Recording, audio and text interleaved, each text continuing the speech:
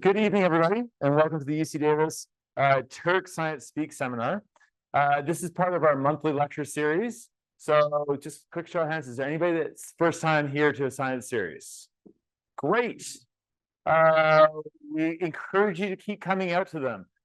We have them traditionally, we used to have them in incline. We've switched to having part of our series here and part in incline. So we encourage you to keep coming out to them and keep staying engaged with us. My name is Alex Forrest. I'm the interim director at UC Davis Environmental Research Center. I would encourage everybody to turn off their phones or silence their phones, put it on vibrate. And also thanks very much to Sunnyside and their staff that support us and support us being here. I believe there's a discount on food.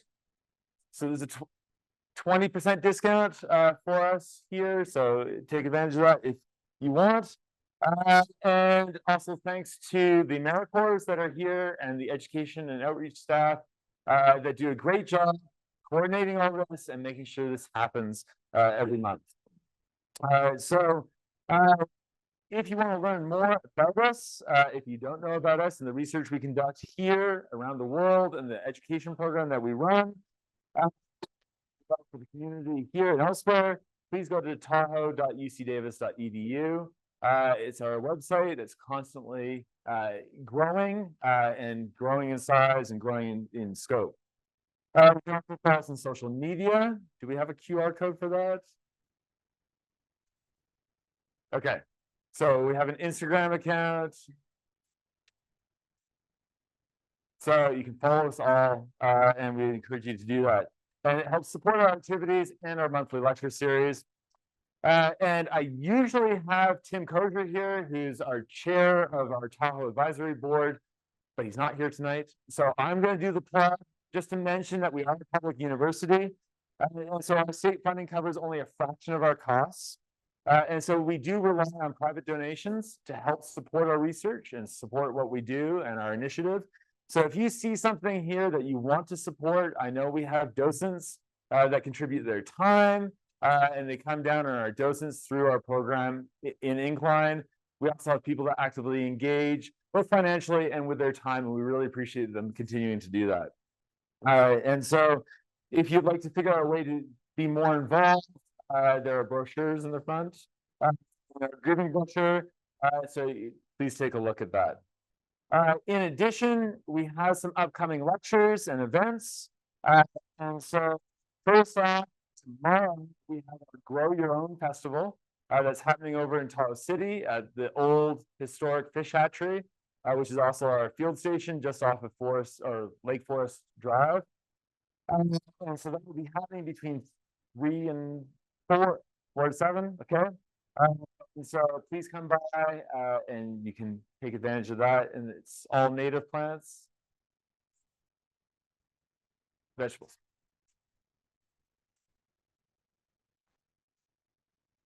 So swing on by if you're interested in that. Then June 10th to the 14th, we have summer sessions at Lake Tahoe for a 4-day course in all things about Lake Tahoe, if you're interested in getting involved there. Then we have the Turk Cirque, which is starting on June 17th. So who knows what the Turk Cirque is? All right. The Turk Cirque is the Turk circumnavigation via kayak. So if there's any kayakers here that really want to get engaged, please sign up. It's a great event. You don't have to do the whole thing. You can do 1 day, you could do 7 days, 6 days. And what it is each day is a different load with a different speaker. And you'll have a different speaker. And so partway down, you'll stop at a beach. There'll be a time.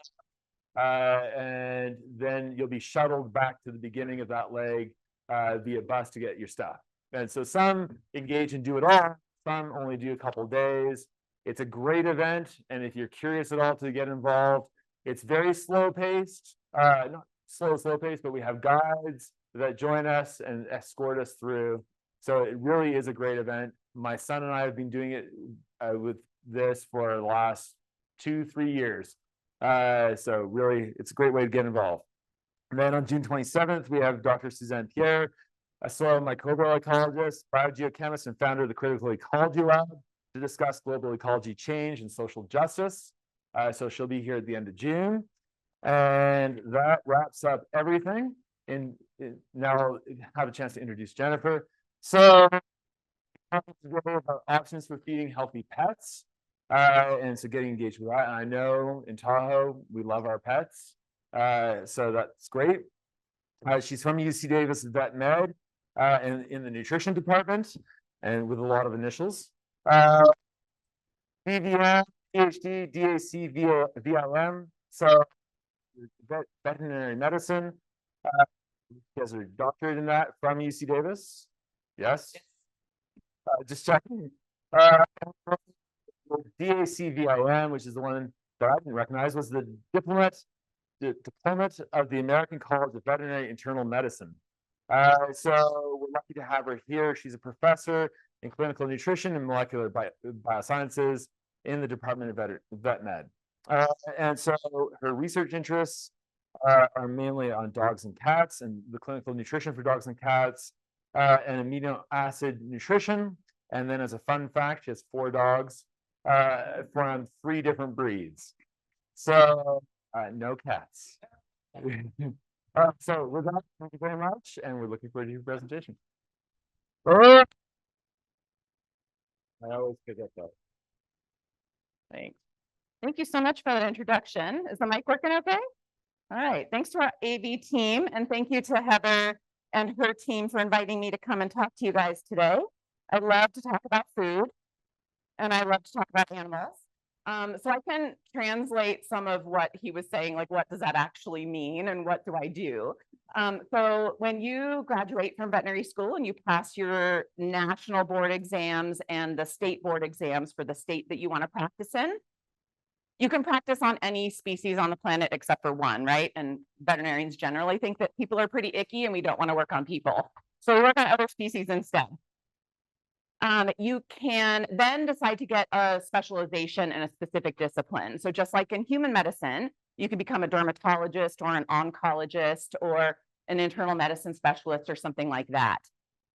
Unlike human medicine, where we have registered dietitians that are generally not MDs, in veterinary medicine, we're a special discipline in nutrition. And we're one of the 6 specialties under the internal medicine umbrella. And so we joined them about 3 years ago. And so they're our body that bestows the specialty designation on us. And it involves a residency program, which is the advanced training. You have to take an exam and do these clinical benchmarks and all these other things that you need to do.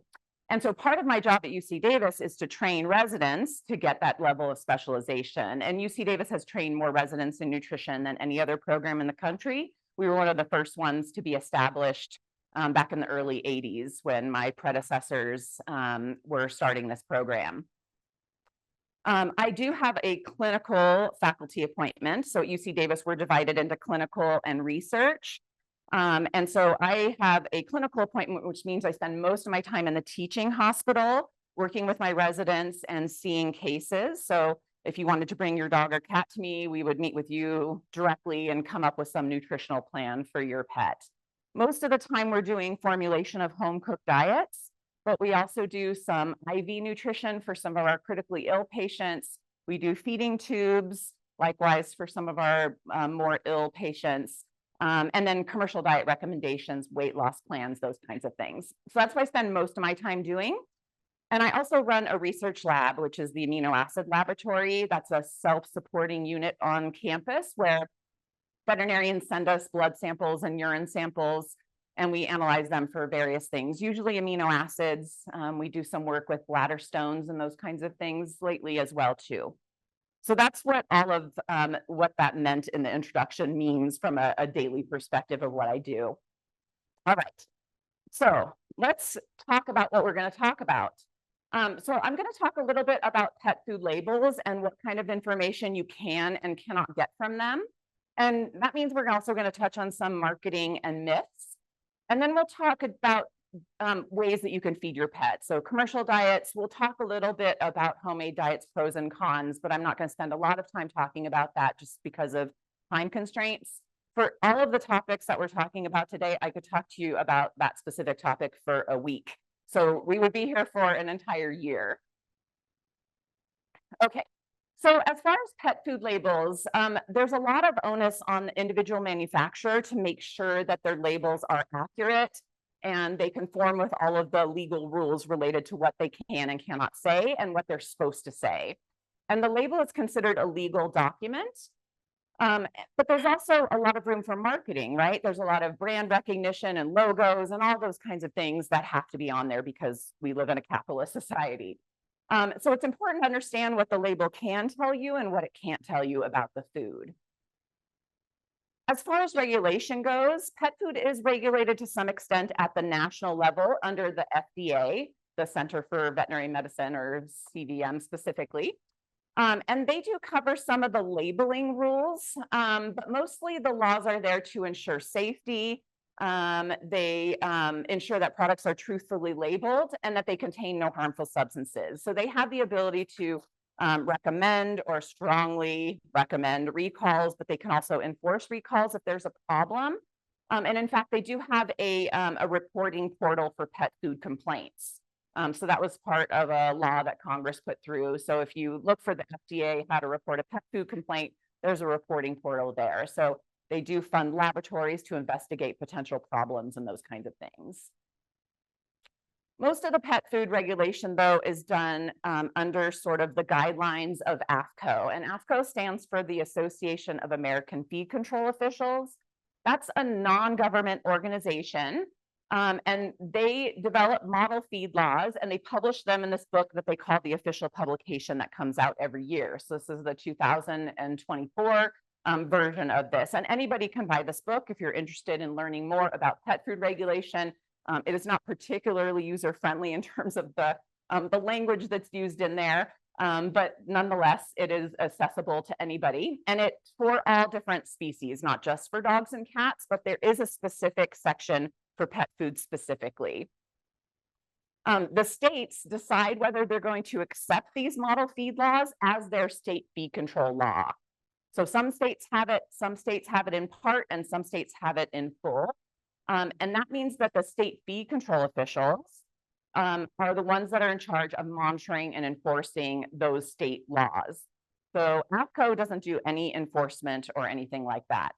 Of course, this results in sort of this like patchwork across our country of different laws and how different states do things. But from a practical perspective, because of interstate commerce and how people buy things online and all those other things, really from a practical perspective, most of the brands that you see that are relatively big are going to be conforming to AAFCO. So that AAFCO official publication has ingredient definitions in it. There are protocols for establishing nutritional adequacy. So if the company makes a complete and balanced claim, what does that mean? How do they prove that? Digestibility of foods, how many calories are in them, and all of the requirements for a label.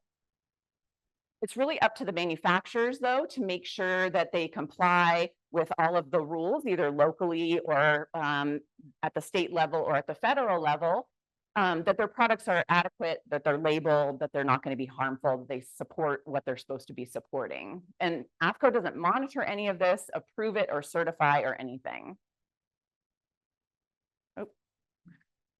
So there are lots of marketing terms used in pet food, so on the label or in their marketing, that don't have any regulatory definition whatsoever. And in fact, AAFCO refers to those terms as romance claims because that's really what they are. They're trying to woo you, right? Like they want your money. So terms like premium and holistic, gourmet, et cetera, those have no regulatory meaning. From a nutritional perspective, it's meaningless.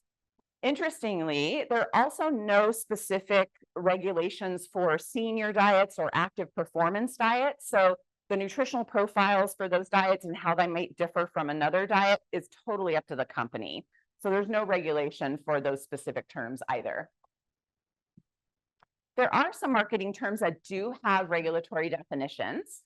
So one of those is natural. And so we have on the human food side a definition for that term as well. And it just means that no part of the diet can be produced by a synthetic chemical process. But there can be all kinds of processing and other things that happen that would still fall under the definition of natural. And it's just related to the process. It doesn't mean anything about nutritional value or quality or safety or anything else. It's important to note, though, that there are lots of essential nutrients that we use that are either, we get them from nature made or whatever for ourselves, that they're added in complete and balanced diets for pets that are purified or they're protected in some way using a chemical means. So, for example, most people know that vitamin E is an antioxidant. Well, vitamin E doesn't know that its job is to wait to be an antioxidant until it makes it into your tissues, right? It's going to start doing its job in the bag or in your pet's bowl and all those other things. But we want it to wait. We want it to be as stable as possible for as long as possible. And so that means we have to put a little chemical piece on it to make sure that it doesn't react when it shouldn't be reacting. So there's lots of things that we do to make sure that vitamins and minerals that we're adding into food are stable and that they're safe and they're doing what we say they're going to do. But that means that natural forms are available. They just are probably going to be a little bit more expensive and they may not be as stable. Another term that's become quite popular in the pet food industry is the term human grade. And that is a regulated term that means that all the aspects of the diet and the complete diet itself has to be handled and processed, et cetera, as it conforms to human food rules. So again, that's related to the process. It doesn't have anything to do with nutritional value or safety or quality, but it's really often used as a marketing term to sort of imply that it's a higher quality or it's superior or something like that. So this term is misused a lot. I think one of the things that we need to think about, and again, this is something I can talk to you about for a week, is that there's a lot of concerns with sustainability of the pet food industry, and the big companies have been concerned about this for a really long time. They want to be in business for another 100 years, right? And sustainability is something that helps them save money. It also helps them make sure that they're making products that are sustainable, not just for their company, but also sort of globally. And so the use of ingredients like byproducts that people can't or won't eat for cultural or some perception reasons are often falling outside of that like human grade definition because people aren't interested in eating them. But it's really not ethical to kill livestock to feed pets specifically when we have all of this nutritious parts of animals that we refuse to eat because we didn't grow up eating liver and onions, or we don't want to eat mammary gland tacos or whatever, right?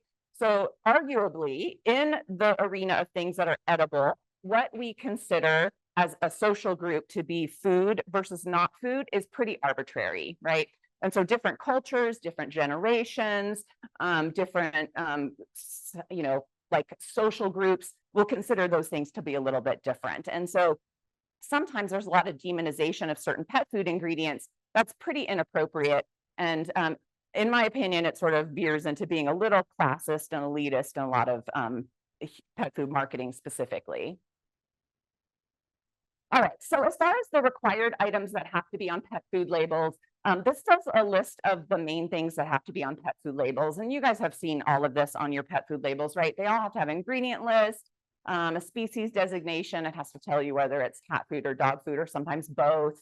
There has to be feeding guidelines so you know how much to feed, who do you contact if you have a question or a problem, calories, et cetera. And calories was the last thing that was added in one of the previous iterations of updates to the AAFCO guidelines. And we can't go through all of these today, but we'll talk a little bit about some of them. So AAFCO did make a big overhaul this year. So this was the first time since 2016 that there was a big overhaul.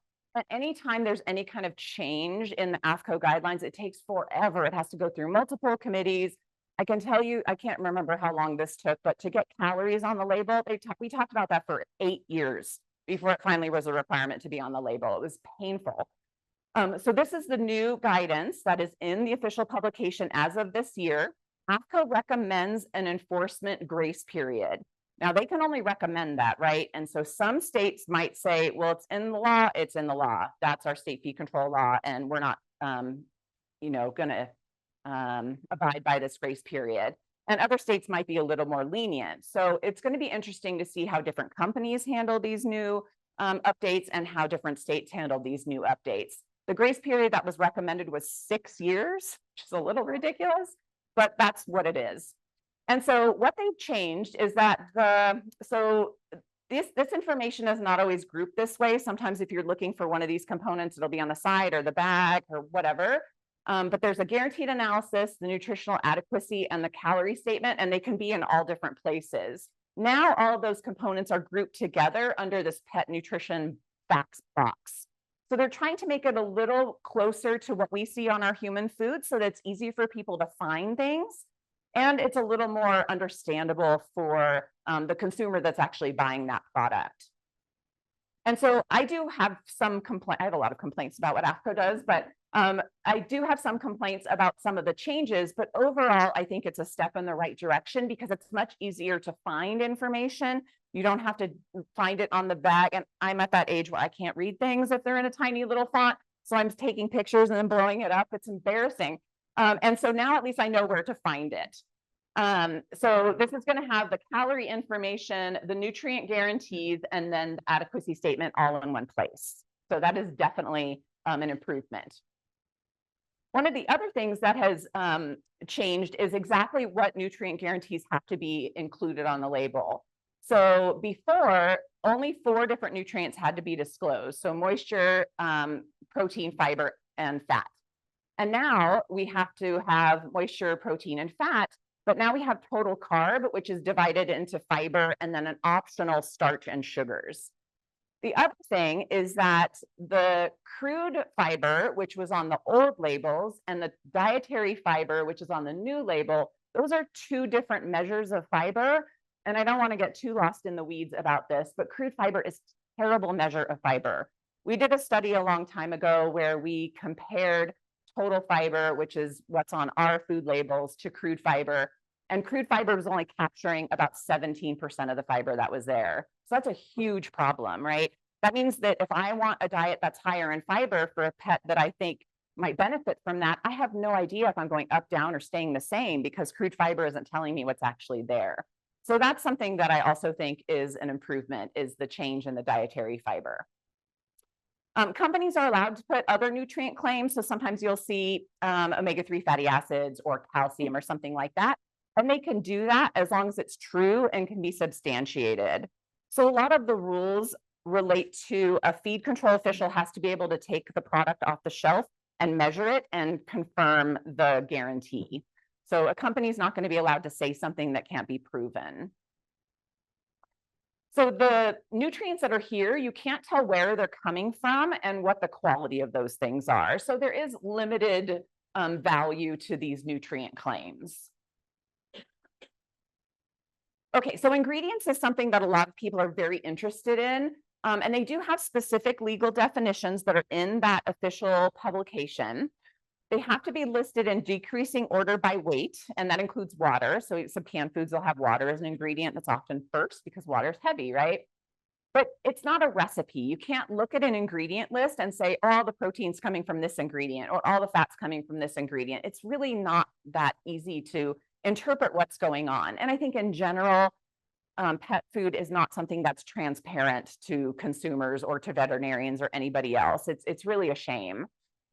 And the ingredients can't have any information about quality or digestibility. So in fact, companies aren't allowed to put grade designators. Like you can't say grade A beef, right? You just say beef, and it has to be the specific legal definition. And so the ingredients really aren't that important, and they don't give you a lot of information about the specific product. Really, the ingredients are there to deliver the nutrients, which is what the animal actually needs. There's also a big disconnect between the ingredient definition terms and how we use those terms sort of colloquially when we're talking to each other. And so when we think about the ingredient chicken, for example, so your average consumer, when they read the word chicken on an ingredient list, they might be thinking about one of these things, right? Of course, again, there's going to be generational differences, cultural differences, et cetera, right? But notwithstanding, this is probably what a lot of people have in mind, right? But that's not actually what pet food ingredient chicken is, according to the definition. So according to the definition, chicken has to include flesh and skin. It's required, and it can include bone. So again, pet food as being sort of a byproduct of the human food industry, what is happening is those chickens are not getting slaughtered for pet food. They're getting slaughtered for human food. And the breasts are probably getting harvested, maybe the wings or drumsticks or whatever. Maybe they're taking off some other pieces of meat for chicken soup or whatever. And then what's left is a chicken frame, so the bones and some of the meat and the skin. And that is often what the ingredient chicken is in pet food. So that might actually be a main source of calcium in the diet, right? Because of the bone, or a source of the fat, because chicken fat has a lot of fat in it. Chicken skin has a lot of fat in it, and it's a good fatty acid profile, and it's tasty. So that's why we like it. But it might not be the primary source of protein. Although when you see the word chicken, you're thinking, oh, that's the protein source. So that's an example of where there's this disconnect. Regardless, though, there are lots of sources. It was easy to find all of this stuff about pet food ingredients online and steal all these screenshots. Don't tell anyone. So companies know that consumers are looking at the ingredient list to try to decide quality and make a pet food purchasing decision.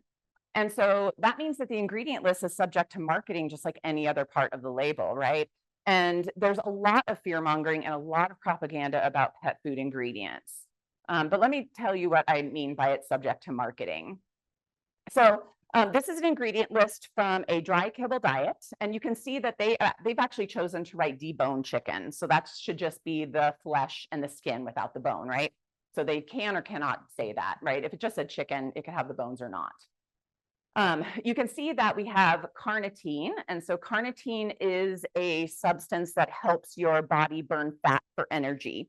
And so it's often included in like weight loss diets or other kinds of products like that. And so companies like to include that. We also have blueberries on this ingredient list. And I'm going to pick on blueberries because they do have this health halo.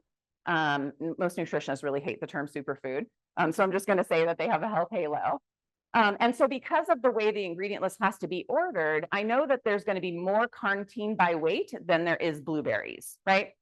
Okay, so this company has this nutritional analysis for their diet, and it's telling me how much carnitine is in their diet by weight. So we have 350 mg per kg.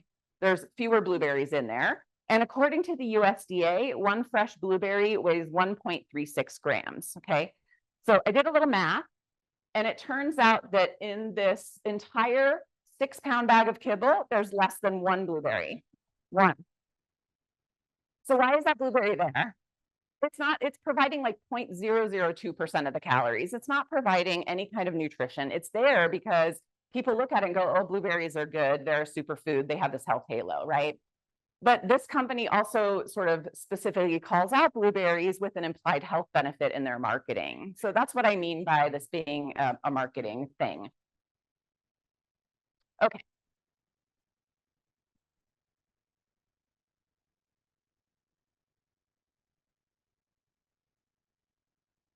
Well, I'm a big fan of fiber. Yeah, yeah, fibers are great. So cellulose is a really good fiber source, and it is not very fermentable. And so sometimes we use it for dogs that have a huge appetite, but we don't want them to gain weight. So it's a way to make them feel a little fuller. It also is really good at firming stool. Sometimes we use other kinds of fiber too, like psyllium husk powder. Sometimes that's not as well tolerated, and it changes the texture of the food. So depending on the application and what you're using it for, then different types of fiber are going to be used. Yeah, fiber is really underappreciated, I think. I feel like absolutely, we should all be eating more protein and more fiber. I think that I see a lot of dogs with diarrhea. I'm sure all of your dog, if you have a dog, your dog has probably had at least 1 or 2 episodes of diarrhea. Most of my patients with diarrhea, if I'm changing their diet, I am almost always going higher in fiber than what the current intake is. It is really underappreciated, and I think we need to use more of it. I use a lot of high fiber diets in my patients. Okay, so I spent a lot of time telling you about things on the label that don't give you a lot of information. The nutritional adequacy statement is something that does give you a lot of information, and that's because it tells you 3 really important things. And this is required to be on a label of any food that's not specifically labeled as a treat or a snack.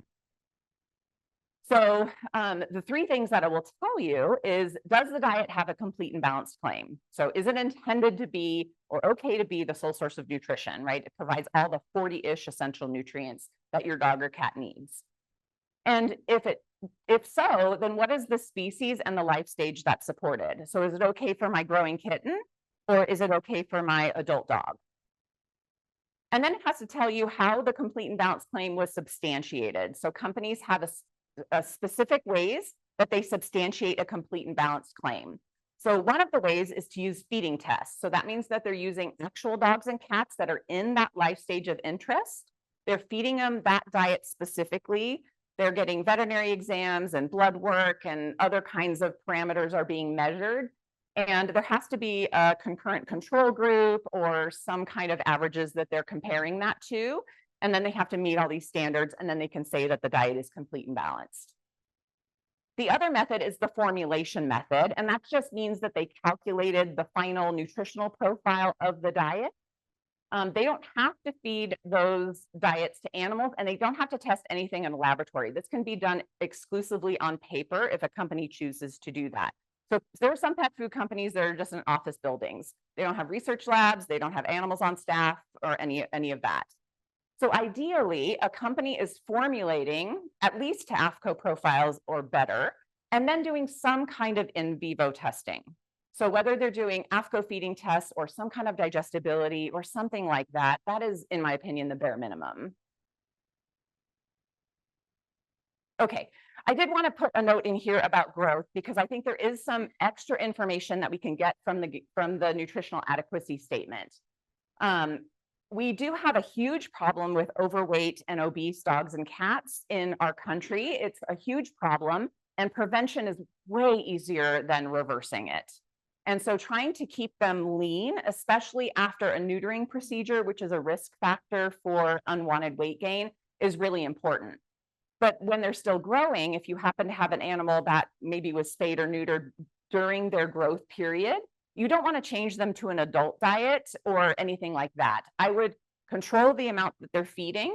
If the volume of the diet that you're feeding is not appropriate for them, so maybe they're too hungry and they're bugging you all the time, like you have a Labrador or you have a very hungry cat or something like that, then maybe you need to pick a diet that has less calories in it and maybe some more fiber, for example. You can also dilute out calories by adding water, so either using a canned diet or just adding tap water. So that will at least help this temporary fullness. As far as the adequacy for breed sizes, as of 2016, one of the other important things that AAFCO changed at that time, which was something that I didn't complain about, is that it has to say that if it's okay or not for puppies that are supposed to be large breeds, and they made their cutoff at 70 pounds. So if you buy a diet that is for all life stages or for growth, it should have this qualifier on it that'll let you know whether it's okay for large breed puppies or not. So that takes a little bit of the guesswork out of feeding a large breed puppy. There's still large breed puppy diets that are appropriate, but there are lots of other diets too that might be appropriate that aren't specifically marketed as a large breed diet for whatever reason that goes on in the boardrooms of pet food companies. Currently, the rule does not apply to diets that have been feeding tested. This is something that I complained to AAFCO about. So every time they're doing one of these updates on their rules, they have an open comment period, and you can go to their website and give them information. I'm always in there going, and I'm like, oh my God, her again. But I complain about this all the time, is that this only applies to formulated diets and not for feeding tested diets. But there's at least one company that I know of that will specify regardless, based on the calcium content, that it is okay or not for large breed puppies. Okay. So I think when we're talking about pet food marketing, it's important to recognize that marketing is directed to specific consumers, right? So a company that is attracted to this kind of marketing is not the same consumer that's attracted to this kind of marketing. Those are two different people, right? And so that doesn't mean that one or more of these categories or specific foods is good or bad or anything. It's just marketing. So anytime somebody says something to me like, oh, I thought that diet was junk food, or I thought that diet wasn't good, all that means is it's not marketed towards you. It's not about you, right? It's not marketed to you. Pick something else that you like. And I do like this example because both of these diets are made by Purina. So they have the Purina and the red checkerboard. But again, these are made for different people. I don't know if Fancy Feast still has commercials, because like most of you don't watch commercials anymore. But Fancy Feast at least used to have these commercials with that beautiful purebred cat, like lounging on a velvet pillow and eating out of a crystal goblet, right? Fancy's right in the name. You have that pretty script. Those are not the same people that are buying this stuff in a plastic jug, right? So this diet has like it's called Deli Cat. It's got like a bubble script and kind of a cutesy name. It's got the multicolored kibble in there and sort of this cartoon cat, which I guess is wearing a butcher uniform. I don't know what that is. I haven't seen a butcher wear a bow tie and that hat in a long time, but that diet is marketed very differently to the Fancy Feast diet, but they're made by the same company. They have the same standards for their diets. They're marketed probably in different stores and everything as well, too. Okay, so when we're choosing a diet, there's lots of things that we should consider. Cost and availability. I have a lot of clients that come to see me and that can afford to pay for a home cooked diet formulation or something like that. The clientele that I see in the veterinary medical teaching hospital at UC Davis is totally different people than I saw when I was in private practice in Sacramento. Those are totally different consumers. I used to ask everybody. I knew I wanted to be a nutritionist when I went to veterinary school, and I would ask all of them, what are you feeding? The brands that I heard then and the brands that I see now in my diet history forms are totally different. They're different people for sure. So marketing category, maybe something appeals to you, that's totally fine. Then buy that diet, that's for you. I think that we need to be a little critical about what we're being told and whether something is actually fact or nutritionally meaningful or if it's just marketing. We definitely should be feeding diets that are appropriate for the life stage of our pets. And you want to consider any medical needs of your pet too. So maybe your pet has been diagnosed with kidney disease or a food allergy or something like that. Of course, we need to address that. I like to think about whether the company's done any in vivo testing. So have they actually fed and tested their diets in animals? And then environmental impact and sustainability is an important aspect too. Pets and their diets and their waste have a huge impact globally. That's not something that's really easy to discern. Like I said before, there's not a lot of transparency in the pet food industry, unfortunately. But I can tell you that the big companies really want to have zero waste manufacturing facilities, and they think about that. They think about, if I buy this ingredient from Missouri and ship it to my plant in another state, then what is the impact of that? How much is that going to cost? Do I have a refrigerated truck or a not refrigerated truck? All those things are thought about all the time.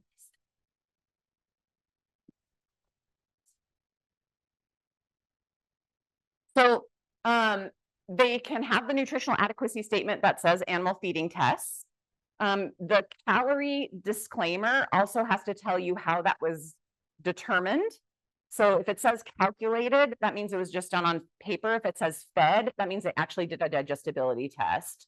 But sometimes it's not that straightforward, because I know there are companies that have formulated adequacy statements and calculated calorie values that are doing other kinds of performance tests. But there are a lot of companies that don't have dogs and cats on staff or don't contract that work out either. Is that important to decide? Well, yeah, I mean, the substantiation and quality control is a huge aspect of the budget. So is packaging. Packaging is a whole, like the engineers that do that, it's a whole thing. They have whole teams of people that just do that. It's much more complex than I think we realize when we go shopping. I wish it was more transparent. It's really difficult for us to figure that out as outsiders, but they're testing each other's diets all the time, probably more than the state fee control officials are. And they're suing each other quite often as well. All right. So really, the best diet is going to be different from family to family and pet to pet, right? And the reality is that there's probably going to be lots of different options that are going to be appropriate for your individual pet. The WSAVA, which is the World Small Animal Veterinary Association, they have these guidelines on selecting pet foods, and it's just things to think about. It's lots of the things that we've already talked about today. But picking a diet that's with a company that employs qualified veterinary nutritionists instead of sort of contracting that out and using consultants or having somebody, I know a company that has their formulator has a Master of Fine Arts, like zero nutritional expertise. It also has to meet the needs of the specific animal. So again, life stage appropriate diets are really important. I personally prioritize companies that invest in research. I think that's really important, that they are doing research, even if it's just product testing research on their products, and getting that published is a really important part of the process. And I have a personal bias towards larger, more experienced companies because they do have the funds to do that quality control, that substantiation, and all those other things. Measuring vitamin D costs over $200 for one sample. So you can imagine how much it costs to do quality control confirmation of your ingredient inclusions. But there are going to be lots of options for most pets. Okay. You guys have all probably heard a lot of these things for people, foods to avoid. I think most people have heard of chocolate and even grapes and raisins and those kinds of things, right? Raw bread dough has yeast in it and it can expand in, usually it's dogs that are eating that, not cats. And xylitol is that artificial sweetener that can make dogs really sick. Cats don't metabolize sugar very well, but they also aren't attracted to it either. So that's probably not going to happen in most cases. And then macadamia nuts are a weird thing that can make dogs sick too. Oh, sorry. Yeah. So dairy. So that's just related to the lactose content of a specific dairy product. And there's a huge range in lactose content. So cottage cheese and yogurts are going to be really low in lactose, and things like milk are going to be higher. There are lactose-free milks if people want to use that as a treat. But adult animals have very low levels of lactase. So it's kind of like being a lactose intolerant person.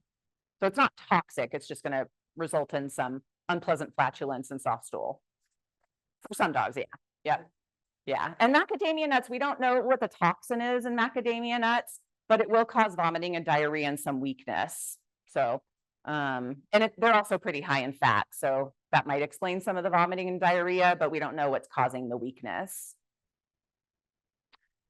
Some things that you may not have heard about that I recommend against using. So jerky treats are something that has been linked to acute kidney injury in dogs. I saw my most recent cases of this about 6 months ago, 2 dogs in the same house. This problem was first recognized in 2007, and we still do not understand what's happening, which has been very frustrating. I was involved in a research project with the FDA trying to figure this out. And so they threw a lot of money at it and sent investigators to different manufacturing plants and those kinds of things. And the cause is still being investigated and is really unclear. So because they're not essential and we don't know what is the problem, so we can't say this product is safe and this product isn't safe, I just recommend not using them.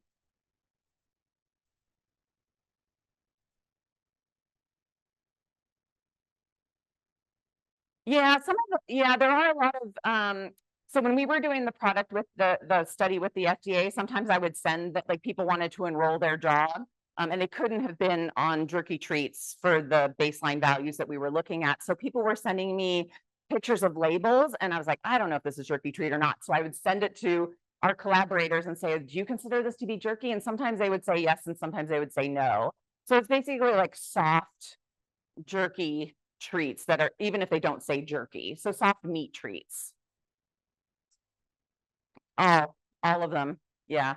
Even the sweet potato ones. And some of them are sweet potatoes and meat mixed, like they're wrapped around each other.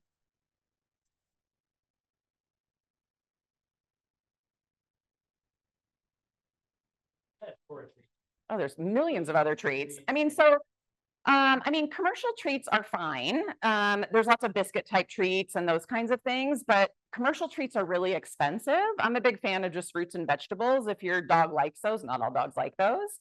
And also the amount of calories that are coming from treats is really a problem potentially too. There's lots of different options that are small, that are like 1, 2, 3 calories each. So Charlie Bears and Zooks, Minis, even like feline greenies. Sometimes people give those to dogs. There's lots of different ones that are smaller. Yeah. My dog will take your arm off for an apple. So, but not all dogs are like that. Yeah.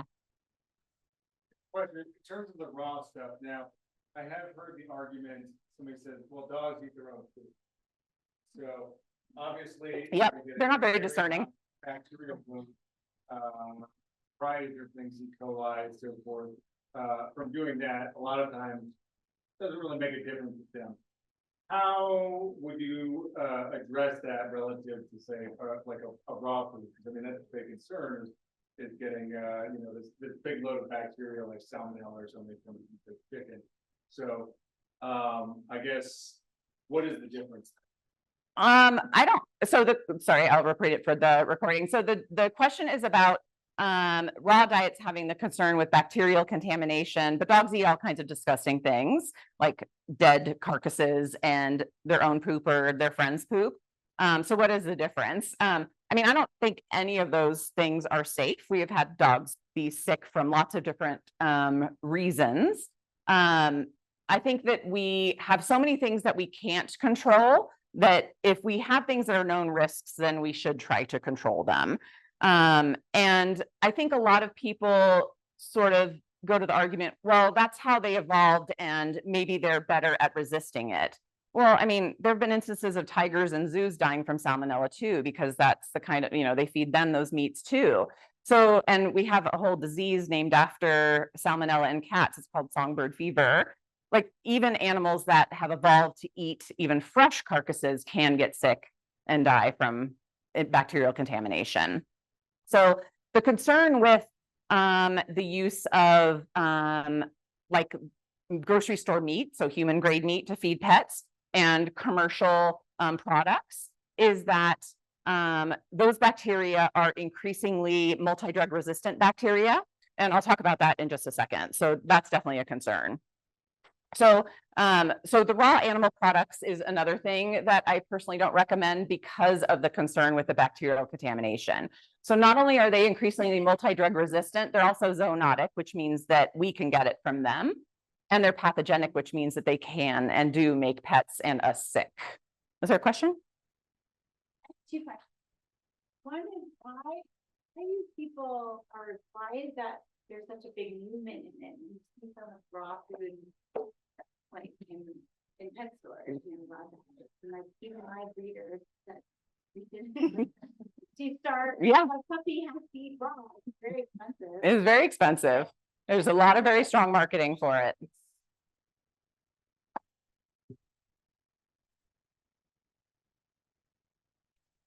And the other thing is, what about like the cooked food, like the they have now in between like cooked food for dogs.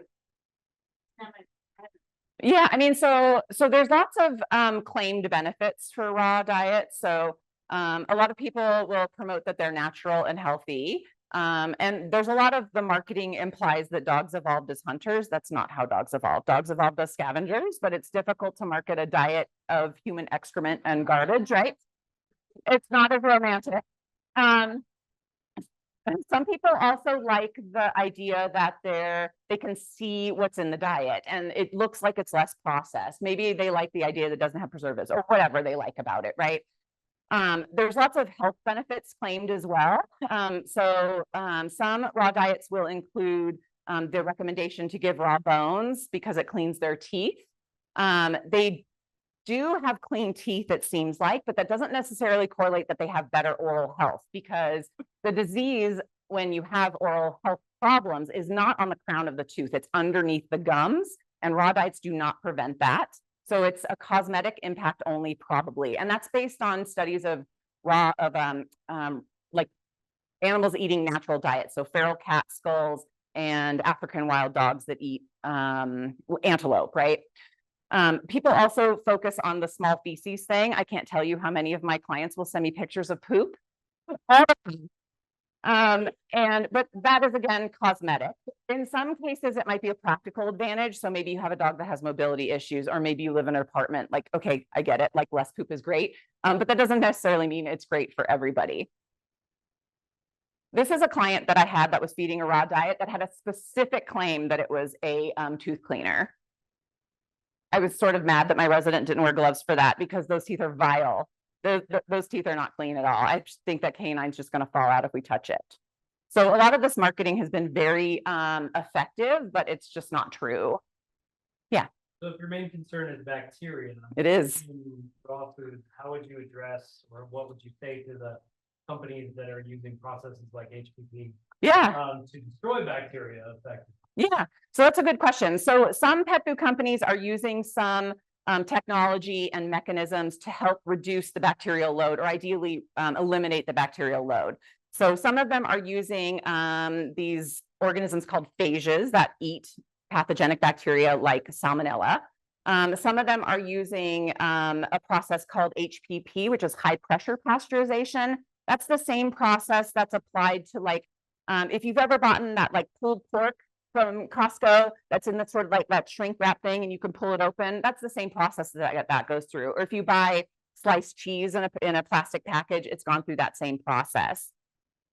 There are some pressure resistant Salmonella bacteria, and there are companies that have employed HPP that still have recalls for contamination of pathogenic bacteria.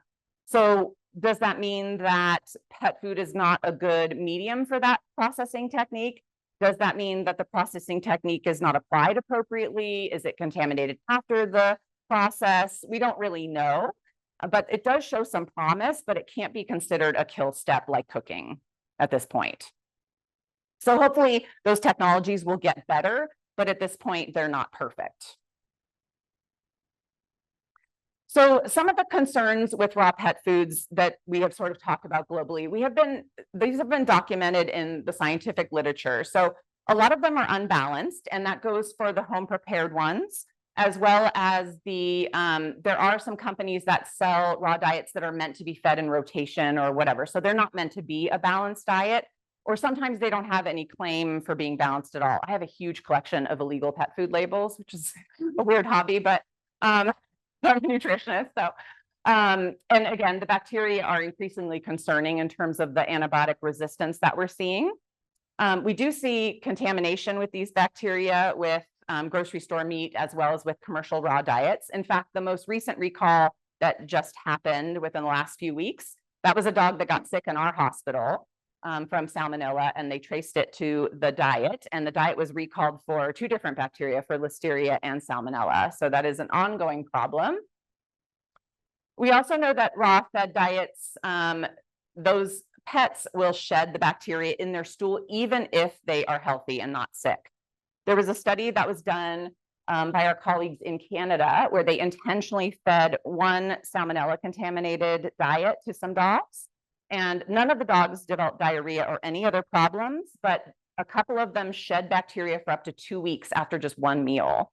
So if you think about those dogs going to playgrounds and the beach and those kinds of things, and if we're talking about cats, I mean, cats are stomping around in their litter boxes and then sleeping on your pillow or walking around your kitchen counter, right? So it's a little bit different when we're talking about a zoo animal or a wild animal versus an animal that's living in your house. So of course, we do have documented illnesses in pets, and also in the people, and even death in people in contact with those diets or with raw fed pets. All right. So in summary, if we're doing sort of this risk benefit analysis, there are lots of claimed benefits, but none of them have really been proven. And the ones that sort of are associated with raw diets aren't related to the fact that they're raw. They're related to the fact that maybe they have low fiber, so they have higher digestibility and there's less poop or whatever, right?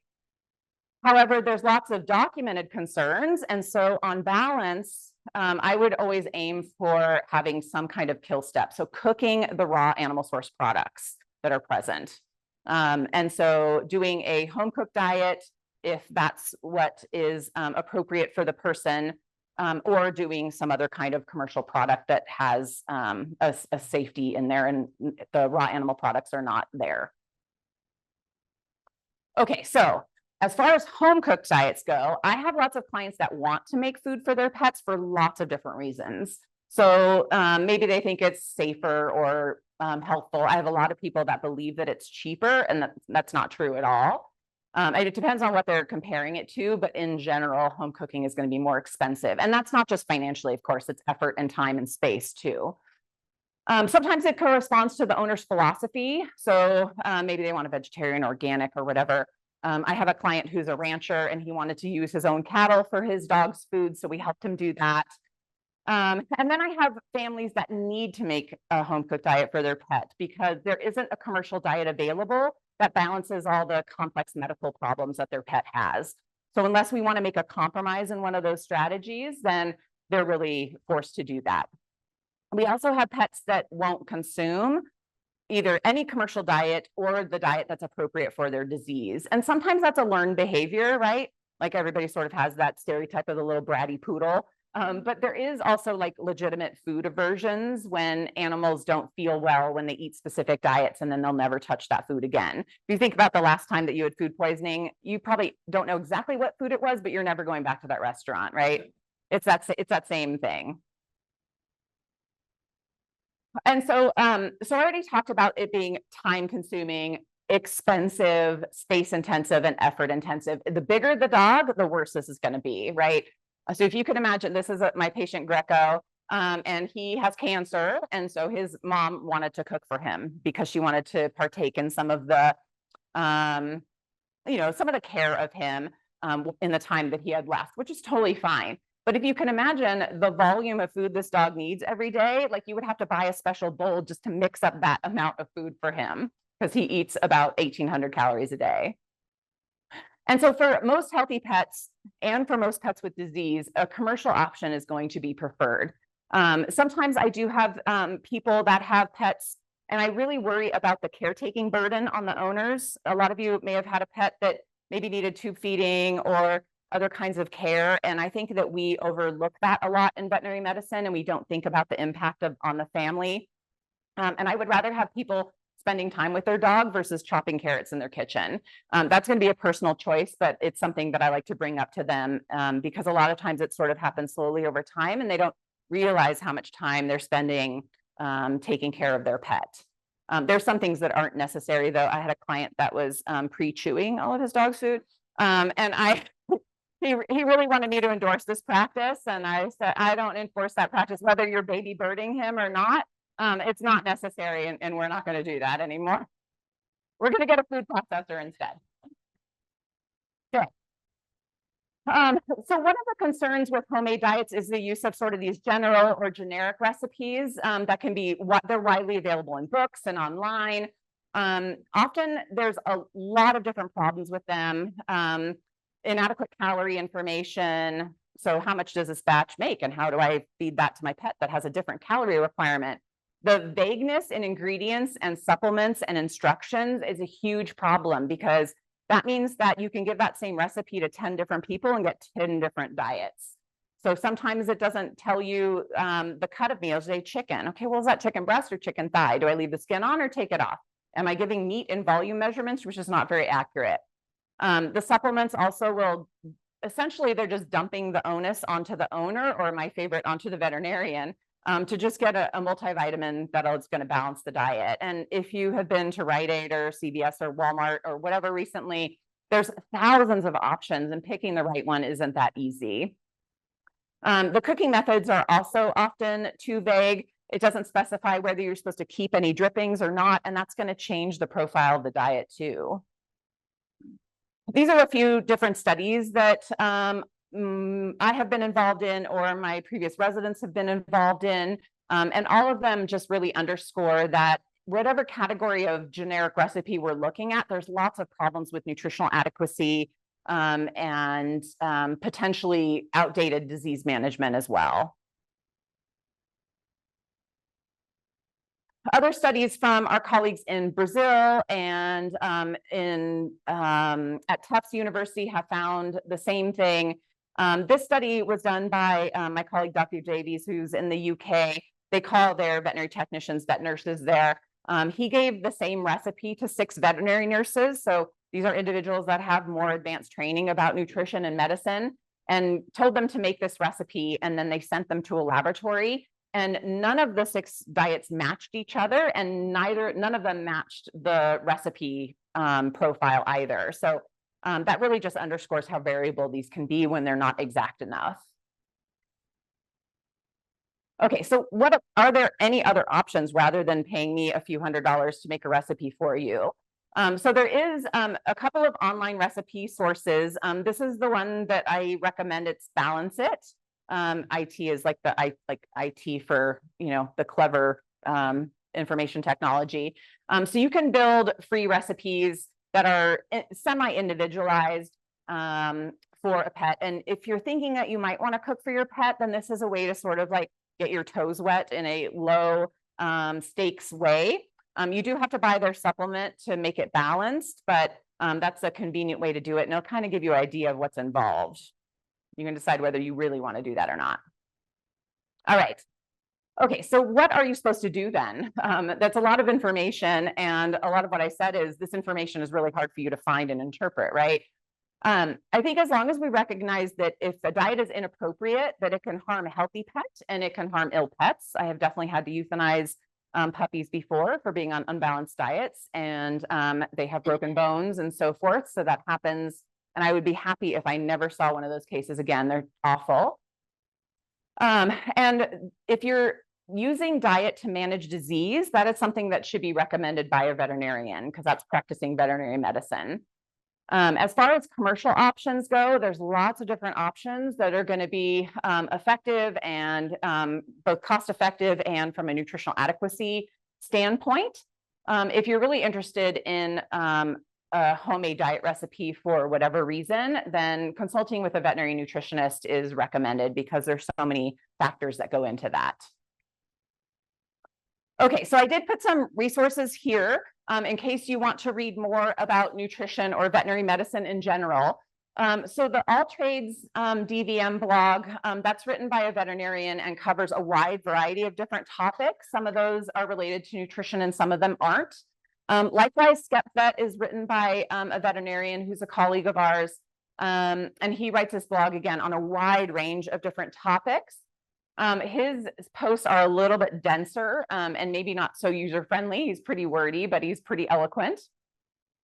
Pet Foodology is the nutrition service at Tufts University. So they're my counterparts at Tufts, one of my previous residents and some of my colleagues there. Those are very good, short, easy to understand blog posts all about nutrition.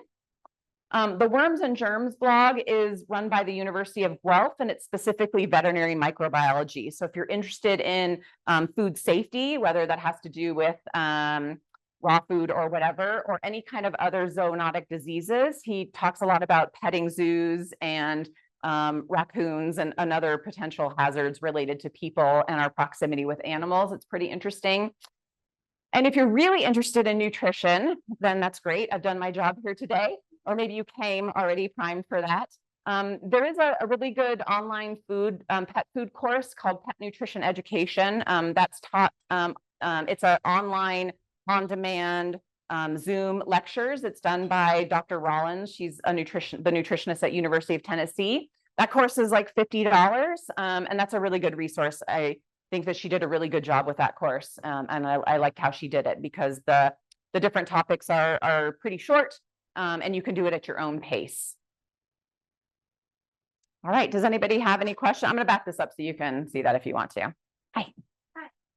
I've seen an increase in the animals just in my periphery, an increase in cancer, and you know, part of my brain is having trouble when I see commercial dog food that it can last for years. And to me, that doesn't make any sense that an animal can eat something that doesn't go bad, and there not be an impact with. And I'm not a veterinarian, I'm not a nutritionist, so I'm having a hard time believing that commercial dog food is beneficial to dogs. When I also see this other correlation with high cancer rates in dogs around me that I didn't see, you know, even 20 years ago. So I don't know if you could speak to that. Like I'm struggling with like, oh, but that dog food is like, you can leave it on the shelf for like 2 years. Yeah, sure. So the question is about there's concern that maybe commercial dog foods are contributing to cancer in dogs, and it seems to have a really long shelf life, and maybe that's a concern for it not being healthy. Does that encapsulate your concern? Okay. So, I mean, the reality is that dogs and cats are living longer than they ever have, likewise people, of any time in history. We have the longest longevity of any time. Cancer is a very complex process that is not just one disease. It is lots of different diseases that results from genetic mutations that happen all the time for lots of different reasons. We're exposed to radiation from the sun. You go up in an airplane, you're exposed to radiation. There's chemicals in our environment. We have genetic bad luck. I'm losing a friend right now who has his second cancer about in his 40s because he was born with a genetic mutation that made him predisposed to cancer. So sometimes it's just bad genetic luck and you pulled the short straw. So we don't have a great understanding of why an individual kind of cancer will happen in an individual person or animal. Whether food is involved in that or not, we don't really know, but there's lots of other environmental and genetic causes that have stronger theoretical basis for that relationship. The fact that food has a pretty long shelf life, so canned food is probably good indefinitely as long as because it's sterile, right? So you don't have any bacterial activity in there whatsoever. So in a zombie apocalypse, definitely grab the canned pet food because it's balanced, right? And it's gonna be good for a long time. It's gonna be heavy to carry though. And kibble and other kinds of drier foods are low in moisture. And so that water activity is what's going to influence the growth of bacteria and mold and other things. So even if you had, let's say a piece of dried fruit, so a dried apricot and a regular apricot, and you left them out, you know which one is going to rot faster, right? And that's just a function of how much moisture is in there. But, and I should have said this, so even kibble food though, and the higher amount of fat that it has, the more sensitive it is to degradation. So it's really important that if you feed a kibble type of diet, that you keep it in the original package. Please don't pour it into another container, and keep the package closed and as much air out of it as you can. As soon as that package is open, that fat starts degrading. Not super fast, but that's a huge concern with the race to make foods more and more palatable for dogs, and the interest in like omega-3 fatty acids, for example. So thank you for bringing that up because I forgot to say that. Yeah.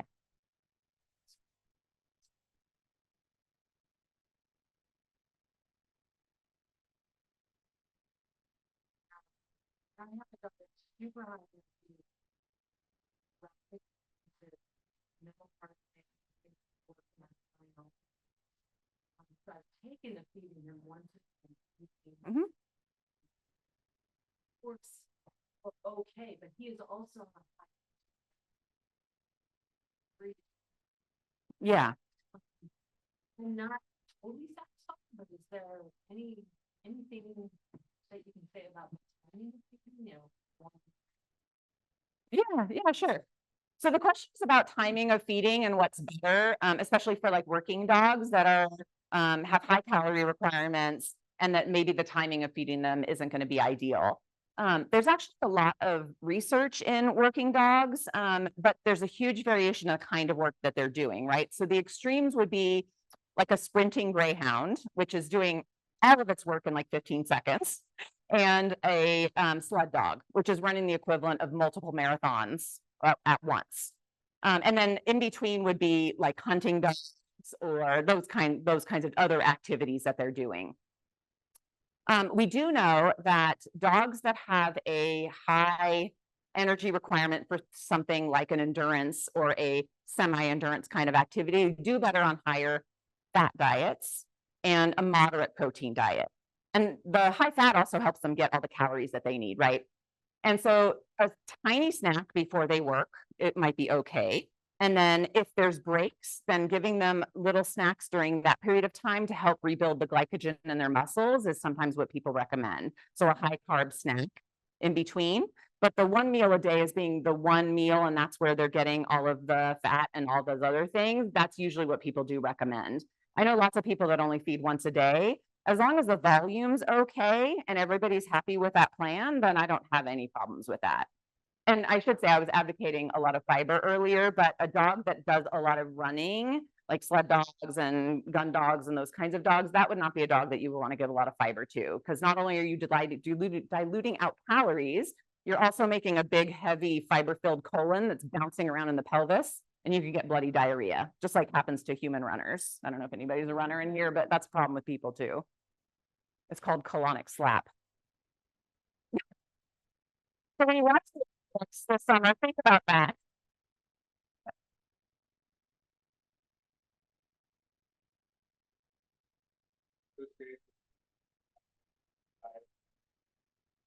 Oh, that's a good question. So the question is about grain-free diets and the link to dilated cardiomyopathy. So the FDA is no longer releasing information about that, but they will still collect reports through their reporting portal. My most recent case was 4 months ago, so it's still happening. There's definitely a link, but we still don't exactly understand what the exact mechanism is, and it's been very frustrating. It's been linked to specific types of ingredients in some studies and not in all studies. Some of the people that are studying it still believe that there is a link to certain amino acids and the status of certain amino acids, but mechanistically, we still don't know exactly what the problem is. However, I mean, grain-free diet specifically, there's no medical indication for those or nutritional indication. That's a marketing category. We don't recommend them specifically for anything, really. They're just super popular because they're so well marketed, but it doesn't mean that they're lower in carbohydrate or higher in protein or anything. It just means they lack cereals. That's it. Yeah. Comments on feeding a dog leftover food. So either leftover chicken that sort of aligns with your health recommendations, or when the kids leave out chips or soda, the dog's not supposed to get to. Obviously, we don't want the latter, but how dangerous is that? And do you have any guidance on how it affects dogs when you actually share that food? Yeah. Sure. So the question is about essentially like feeding table scraps, like, is it harmful, or are there certain foods that are worse or better or whatever? There are specific contraindications to feeding table scraps, especially if they're fatty or salty. So some of the anti-seizure medications that we use for epileptic dogs, we really want to avoid some of those salty snacks. A lot of dogs are intolerant of fat too, so that would be a concern. But as long as you're feeding something that is otherwise tolerated and not really high in fat and not providing a lot of calories, then that's a practice that I'm okay with. So again, fruits and vegetables are definitely my favorites because you can give a lot and not make a huge impact on the calories. Some dogs and a lot of cats are like, no thanks, I hate fruits and vegetables. But we really want to keep the amount of calories coming from unbalanced sources to less than 10% of the daily calories. So carrots, apples, cucumbers, peppers. Sometimes we have people use mini marshmallows even to hide pills in, or raspberries to hide pills, or like nature's pill pocket. So there's lots of different foods that we can use either to mix in with the daily meals for variety or as snacks. And human foods are going to be way cheaper than commercial treats. For my veterinary students in the first year, we have them come up with a feeding plan for a healthy pet, and we have them calculate the daily cost for 2 different cat marketing categories of diets. And we have them include treats in both of those plans and not include treats. And the treats almost always are at least as much as the daily cost of the main food. They're pretty expensive. Yeah. Like kibble versus the canned versus like the cooked food now that they have, like PetSmart. Like, are they on the same, or what do you recommend? Yeah, so the question is about forms of options that we have. So kibble, canned, the homemade style, commercial diets, etc. There's also the ones that are in the like chubs, like in the plastic rolls, right? Yeah, so a lot of those kinds of diets and canned food tend to be a little higher in fat. And so they're delicious, right? But they also tend to have a little bit more calories, which might be offset a little bit by the moisture content. In general, the higher the moisture of the diet, those diets tend to be more expensive than dry diets. So canned diets are going to be, so it's partly related to the energy density. So if you look at your average canned diet and your average kibble, the canned diet is going to be about 3 to 4 times less energy dense than the kibble diet. Plus, you're paying more per calorie for the canned diet. So that's a big concern. So sometimes I have clients that that want to feed a specific kind of diet, but it only comes in canned or whatever. And so canned is definitely a concern in terms of cost. The homemade style commercial diets, they're not my favorite. I think that it's really difficult to do quality control on those kinds of diets, and their marketing is a little tiresome to me because there's a lot of demonization of other kinds of products. So it's a lot of believe me because I said so kind of marketing. And I've had several clients that have come to me for homemade diets because they have found those types of products to be inconsistent from batch to batch. They're like, well, this one looks a little greasier than the last time. Like, what is happening? So I don't know what is involved with the quality control with those kinds of diets, but I think it's difficult to do it on that scale with those kinds of ingredients. I mean, I don't know that I would say it's the safest for quality. I mean, we don't really have a definition for quality except for when we're talking about protein, but it's the most cost effective for sure. And it's the most popular by far. So there are lots of pet food companies that own their own kibble and can manufacturing plants. Other ones own kibble, but not the canned ones because they're completely different equipment, completely different ingredients. They're going to be in different locations. And then some companies outsource all of that, and there's contract manufacturers that will make that for them. So companies are more likely to own a kibble manufacturing plant. Yeah.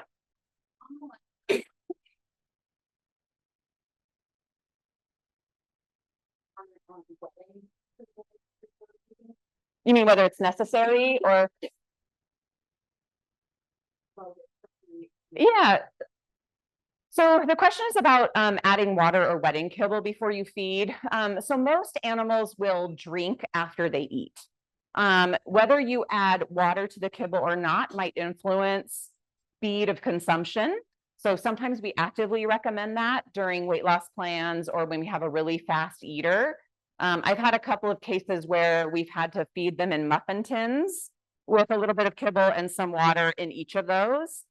We also use those kinds of techniques for animals that have urinary tract problems because we want the urine to be more dilute. But it's usually we're using it to dilute calories, slow them down, or when we have a specific urinary tract problem. Otherwise, it's kind of, you're just doing it for fun. I mean, I add water to my pets' food for no particular reason. I guess to slow them down because they do consume their diets in like 15 seconds. Yeah. Yeah, there you go. Yeah. I mean, we have purposely bred labs to have genetic mutations that tell their brains they're never full. Like we did that to them. Yep. Yeah. Yeah, that would be the same the cooked chicken on top of kibble. That would just be like a treat. So as long as it's less than 10% of the calories. Yeah.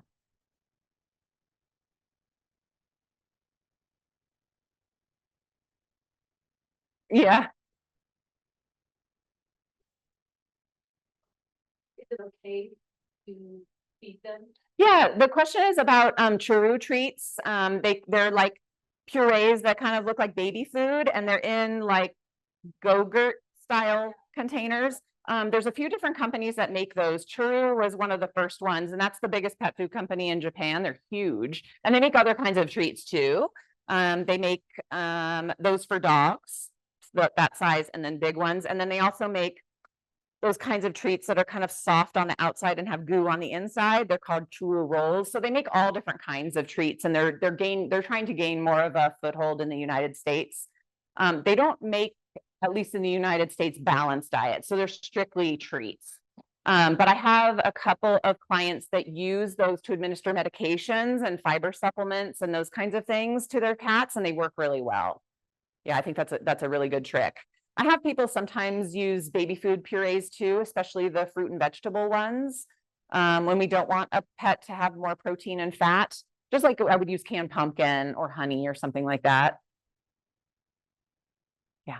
Any other questions? So if someone were to go to you or another pet nutrition, what are the steps and stages of that? What is the process? Like, do you ask for urine or fecal samples or? Yeah, so the process for seeing a board certified veterinary nutritionist is we do require baseline lab work, and some medical records could be useful depending on the problem. So there's other specific blood tests that we might want if it's a chronic vomiting and diarrhea case, or maybe we would want x-rays or an ultrasound or something if it's a recurrent bladder stone form or something like that. So there's other kind of tests that we might ask for specifically depending on the medical history. And then a dietary history is really important. The more information we have, the more customized we can be with our assessment and our plan. Because if I have no idea how many calories your individual dog is eating, then I have to use an equation and I'm guessing, right? If I know how many calories your pet eats, because I can account for everything that goes in their mouth and I know what their weight's doing in response, then I have a much better idea of what to do with my calories. And the same thing with the different nutrients. So maybe you have a dog that has pancreatitis. I need to know how much fat they're eating. So I need to know where I am so I know where I'm going. So the more information we get, the better. Sometimes we're not getting any of that information, or owners will come and see us. They'll get an appointment a month out and they'll come in and they say, well, I changed everything since I filled out the form.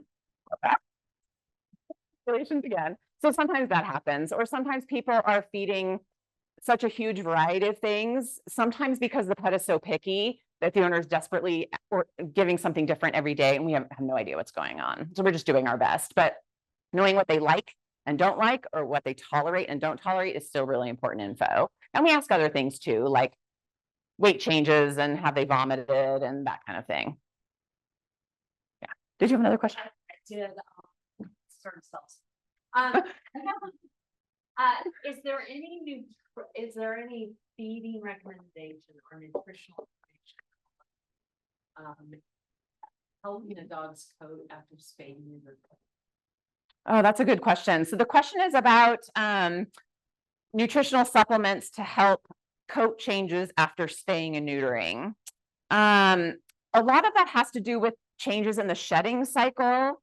I mean, definitely you will have better coat quality with a higher fat diet, but sometimes longer coated animals, especially when they're shaved, and then it's never going to be the same growing back, right? As far as changing the shedding out cycle, I don't know that there's anything nutritional having to do with that. Nutrition definitely has something to do with skin and coat quality and sometimes coat color. So black dogs and cats that have that reddening thing, that is definitely nutritional, and we can fix that with amino acids. I had a case recently that had, it was one of those little Pomeranians and it had bald patches on its back. And it started growing its hair back after it started eating the diet that we formulated. And I don't know that that's coincidence or not. I mean, I'm totally taking credit for it, but I have no idea if what I did anything. I want to try it on other pets too. But that's really gratifying when something like that happens by accident, right? So I'm not sure that I have a great answer for you for that. That would be a great reason. I know there's That would take a long time, you know. Yeah, we'd have to do it in the field, which wouldn't be that bad. Yeah.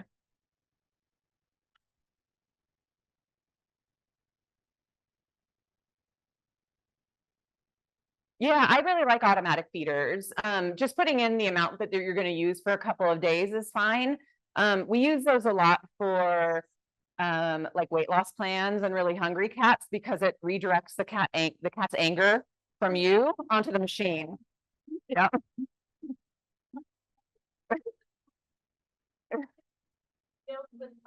Yeah. Yeah.